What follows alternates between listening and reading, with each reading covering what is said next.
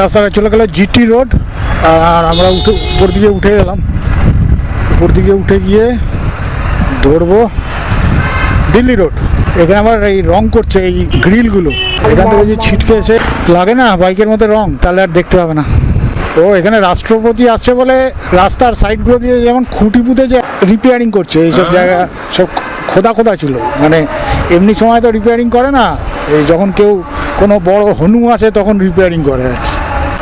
আমরা যেন কোনো মানুষের পর্যায়ে পড়ি না, এই রাষ্ট্রপতি, রাজ্যপাল, মন্ত্রী, হ্যাঁ এরাই হচ্ছে সব মানুষের পর্যায়ে পড়ে। আর এইসব নিয়েই চলছে আমাদের ভারতবর্ষ, চলতে দাও আর কি। ওইখান দিয়ে বেটা একটা পান পরাগের পিক ফেললো, হাইওয়ে বলো আর যাই বলো, এই যে ইঞ্জিন ভ্যানগুলো সর্বত্র কালো ধোঁয়া উড়িয়ে চলেছে, কোনো ব্রেক নেই, কিছু নেই, হর্ন নেই, লাইট নেই, কেউ কিছু বলারও নেই, কোনো আইন কানুনেরও ব্যাপার নেই, চলছে চলুক আর কি।